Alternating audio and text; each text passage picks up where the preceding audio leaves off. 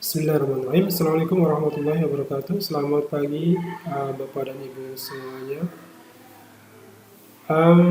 Alhamdulillah pada kesempatan kali ini kita bisa melanjutkan untuk mata kuliah desain media visual. Saat ini sudah sampai ke pertemuan yang ketujuh. Dan topik yang akan dibahas pada kesempatan kali ini sudah sampai ke tahap pasca produksi audiovisual, yaitu tahap editing video. Ada empat pokok materi yang akan kita bahas pada kesempatan kali ini, yaitu konsep dasar editing video, kemudian perangkat lunak, kemudian teknik-teknik dasar editing video, dan prinsip-prinsip editing video. Nah, yang pertama apa sih yang dimaksud dengan teknik editing video? Ada beberapa pendapat terkait dengan, atau pernyataan terkait dengan teknik editing video. Nah, dua diantaranya adalah teknik editing video merupakan proses kreatif yang ibarat kata sebagai upaya untuk merangkai cerita dan potongan-potongan gambar yang bergerak. Jadi intinya menggabungkan beberapa potongan video menjadi satu kesatuan yang koheren, gitu ya. Sehingga ada juga yang menyatakan bahwa editing video termasuk merupakan proses manipulasi dan pengaturan urutan gambar atau klip video untuk menciptakan sebuah cerita atau pesan yang koheren, berkesinambungan, logis, dan sebagainya.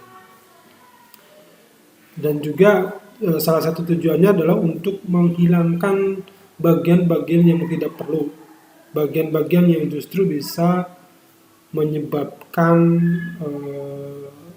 berkurangnya makna yang ingin disampaikan oleh video tersebut. Entah itu karena kesalahan, atau karena ada topik yang atau ada pembicaraan yang keluar dari topik utama dari video dari pembentukan media audiovisual tersebut. Oke, kita perkenalkan dulu ya software editing video untuk PC. Jadi ini PC yang digunakan untuk software pada personal komputer ya. Ini ada banyak sebenarnya, cuman kita ambil 6 contoh saja yang lumayan sering digunakan. Yang pertama yang paling bagus ya tentunya itu adalah Adobe Premiere Pro. Ini merupakan standar industri untuk pengeditan video profesional ya, untuk pembuatan film dan yang kita lihat di ini ya produk-produk audiovisual yang sangat bagus-bagus itu. Ini salah satu yang digunakan adalah Adobe Premiere Pro. Sehingga dia menawarkan berbagai macam fitur dan tingkat penyesuaian yang tinggi. Tapi ini berat ya programnya, membutuhkan spek komputer yang bagus gitu, dan tentunya untuk menggunakannya memerlukan pelatihan khusus ya, karena memang digunakan untuk para profesional. Dan kemudian ada juga yang Adobe Premiere Pro. Ini merupakan perangkat lunak pengeditan video yang tangguh dan ramah penggunaan dan dirancang untuk komputer Apple. Saya juga nggak pernah menggunakan ini ya. Nah, ini bagi yang menggunakan Apple maka bisa menggunakan Final Cut Pro namanya ya.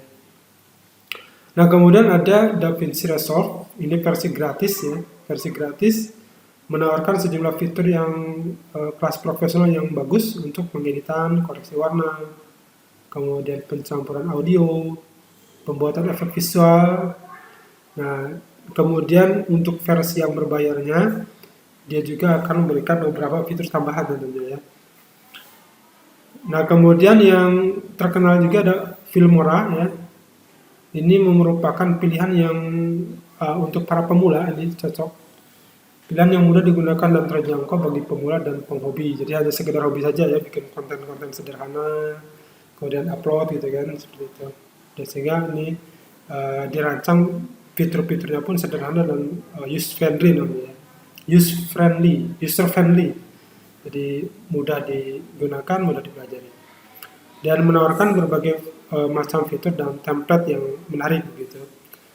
Bahkan di Filmora nanti ada template untuk special visual effect ya. Nah, ini juga sangat dibutuhkan untuk menghasilkan video yang berkualitas gitu kan dan menarik.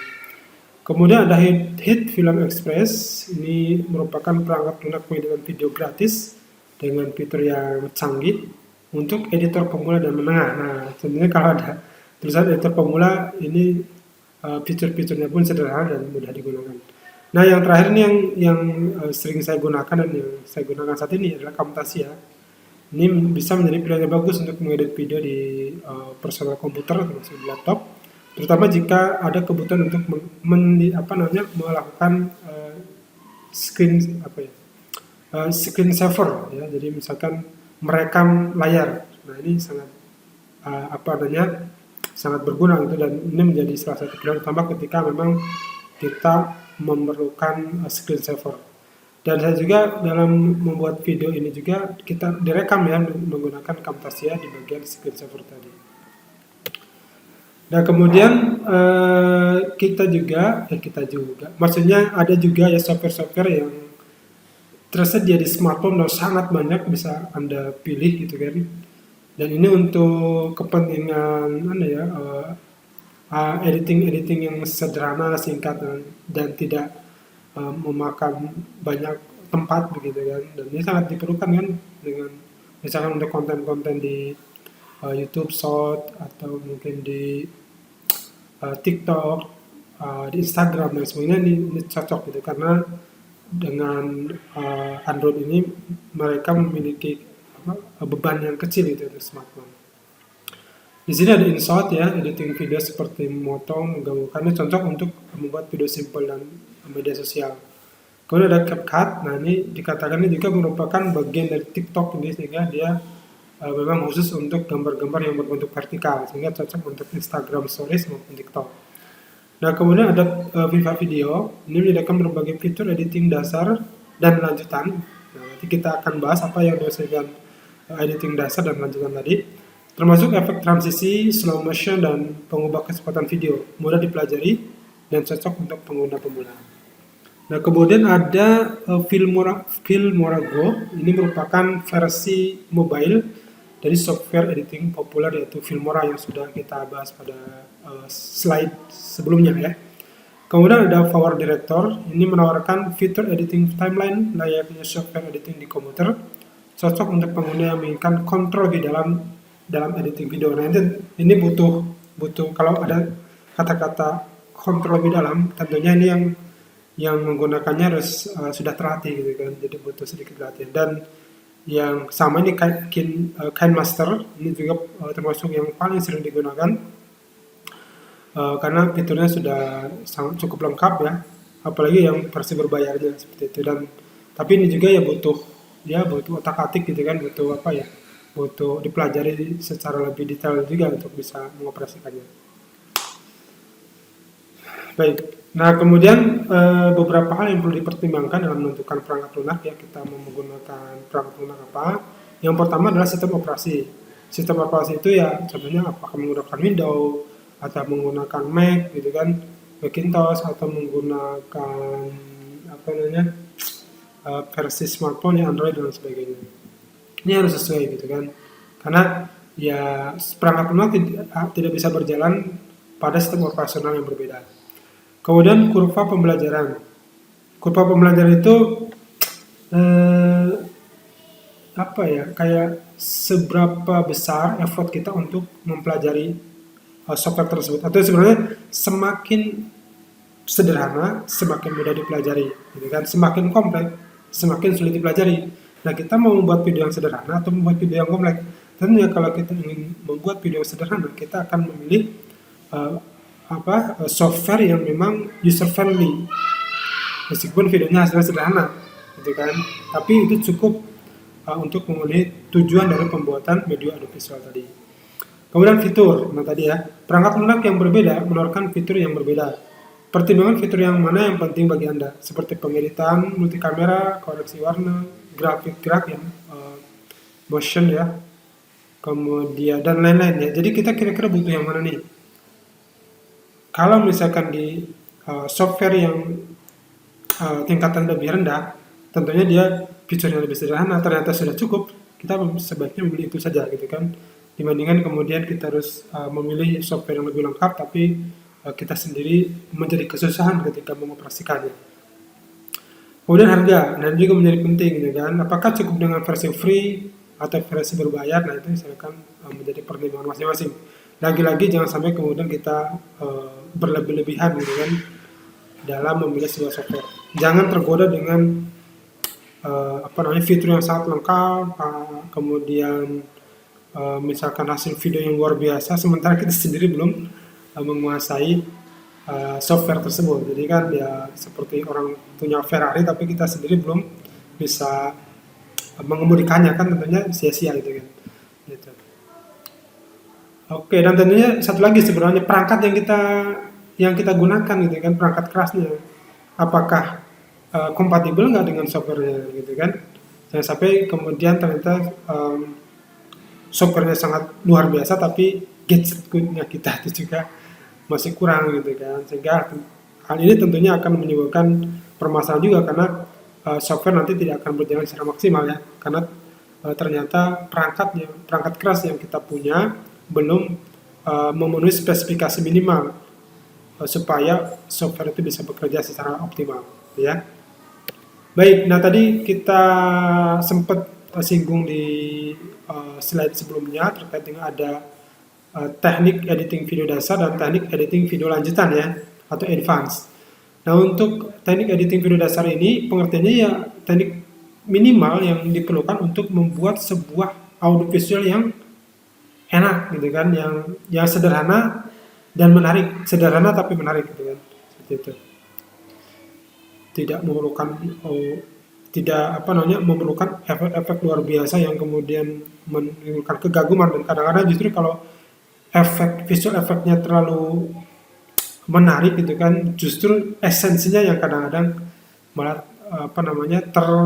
terlupakan gitu kan. Jadi orang pesannya tidak sampai, pesan utamanya, sementara yang terekam di audiens adalah gambaran itunya ya, gambaran visual dari videonya saja, seperti itu. Nah, ada empat teknik editing yang sering digunakan ya. Ada memotong dan menggabungkan klip video, jadi ada beberapa klip video, atau mungkin beberapa gambar ya, gambar yang tidak bergerak digabungkan dengan video. Itu kan disesuaikan dengan urutan tadi ya, storyboardnya seperti apa. Bahkan di satu scan aja itu kan bisa terdiri dari beberapa angle perekaman begitu, sehingga nanti di situ akan disatukan berdasarkan dari storyboardnya ya.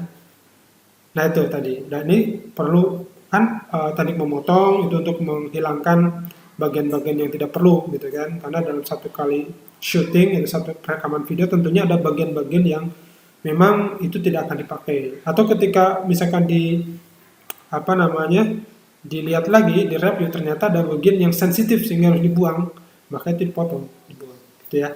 Kemudian menggabungkan, nah teknik menggabungkan ini, jadi bagaimana kemudian potongan-potongan video gambar tersebut digabungkan menjadi rangkaian produk audiovisual yang utuh dan bermakna. Nah itu kan perlu teknik sendiri ya. Kemudian ada transisi. Nah transisi itu proses peralihan dari satu rekaman video ke rekaman yang lain, atau dari gambar ke video begitu, seperti ini. Nah ini supaya smooth, ini kan tidak kan perlu perpindahan yang enak begitu kan, yang menarik, sehingga tidak menimbulkan perasaan jelek ya. Misalkan kalau langsung pindah kan kerasa banget ya. Seperti kalau misalkan perpindahan kopling itu terlalu jelek, nah itu kan rasanya tidak enak. Nah ini dengan transisi ini maka perpindahannya itu akan smooth dan tidak mengganggu fokus dari para penontonnya. Nah kemudian teks dan judul, ini intinya bagaimana menambahkan teks atau judul pada video atau gambar dalam produk audiovisual tersebut. Kemudian musik dan efek suara. Nah itu kan kalau musik asli kan dari hasil rekaman pada saat pengambilan gambar. Ada juga untuk menambah efek suasana menjadi seram, ya kan ditambah dengan musik-musik tertentu, gitu kan? Atau efek suara ya, suara supaya misalkan lucu, dengan lucu supaya menimbulkan kesan ketawanya tambah besar, maka ditambahkan efek orang ketawa. Nah kira-kira seperti itu beberapa teknik editing dari video dasar tadi. Baik, kita akan lihat ya contohnya di sini. Saya akan contohkan.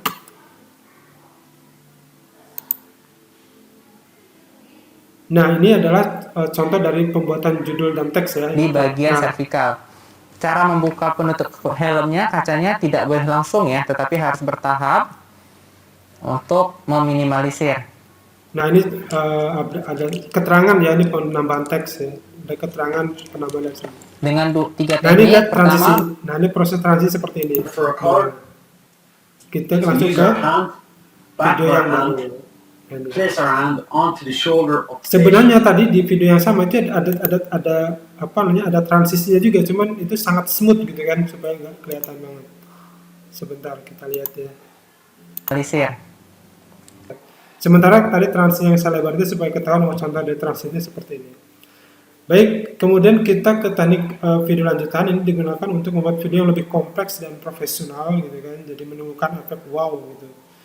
Dan ini membutuhkan waktu untuk pelatihan supaya bisa dikuasai. Nah, ada beberapa contoh ya yang sering digunakan.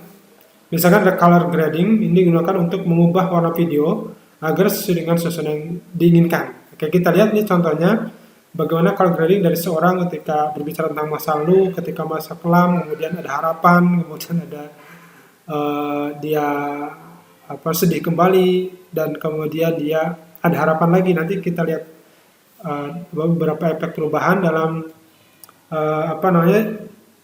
dengan video yang sama tapi menghasilkan gambar yang berbeda-beda ya. Oke, kita lihat saja langsung.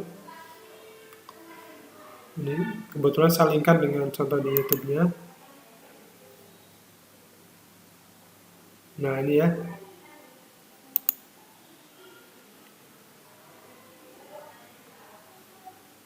What is color grading? Let me tell you a story. This is Bailey. Ini He contoh ya. just returned from war. Dalam Which konteks war? puasa. It doesn't matter. The point is, he's a soldier, waiting to be reunited with his gal. Nah, kemudian dia He melihat can't ada wait to make her his harapan kan, gitu. fiancée. Musiknya juga He mendukung. waits all day and all night Di suasana malam until he hari. realizes she's never coming back. He'll never be able to give her the ring he bought her. Wait, hang on. He's never actually seen that box before. Nah, kemudian tiba-tiba dia memiliki sebuah Curious. Bailey, you jawaban should totally kan open atas it. permasalahannya. Jadi ternyata sesuatu mengagetkan. Close it, close it, close it, close it, close it! Why did you open it? What in Lord's name was that?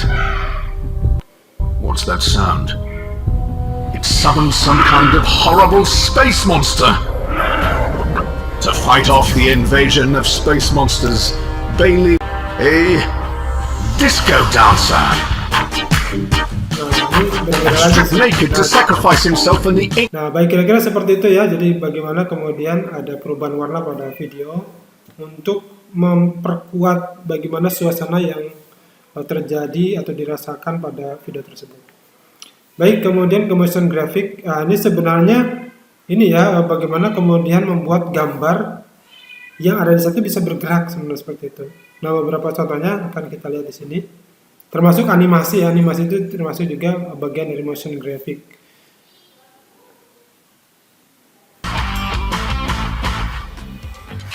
Hey there, Jen McKinnon here, and it's time for another trend roundup from Envato.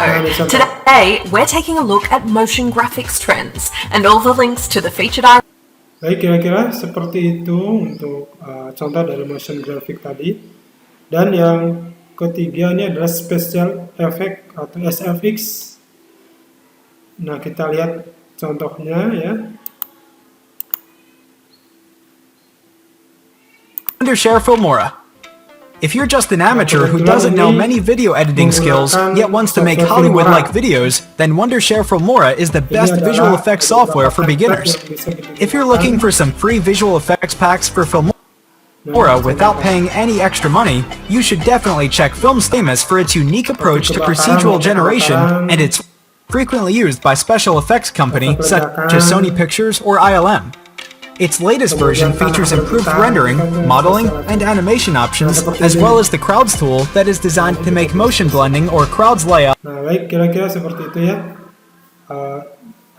Visual effect yang menghasilkan gambar yang luar biasa dan menarik. Jadi dramatical. Jadi kalau situasi yang dramatis ini cocok sekali menggunakan special effect ini. Nah, beberapa tips yang bisa digunakan ketika kita melakukan editing video, rencana untuk melakukan editing video. Yang pertama adalah kita sudah memiliki rencanakan video dan sebelum mulai editing. Nah, tentunya itu sudah ada di storyboard ya. Kalau misalnya kita sudah menyusunnya sejak dari awal, itu kita tinggal mengikuti apa saja yang ada di storyboard tersebut.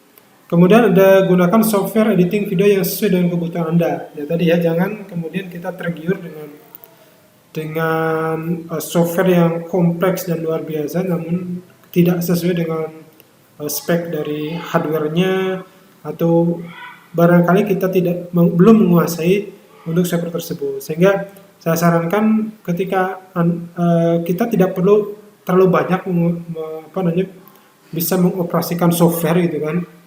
Cuma yang lebih penting adalah kita benar-benar menguasai satu saja gitu kan. Satu saja software, tapi benar-benar mendalam gitu kan. Seperti itu. Dibandingkan banyak menguasai tapi sedikit-sedikit, tentunya itu menghasilkan karya yang tidak terlalu bagus. Kemudian jangan takut untuk bereksperimen ya karena memang ini terkait dengan proses kreativitas dan lain sebagainya. Tentunya jam terbang itu sangat diperlukan ya, sering latihan, nanti akan mendapatkan permasalahan, ada ide-ide baru, bagaimana pemecahannya, dan itu akan sangat mendukung untuk produksi sebuah media audiovisual yang bagus.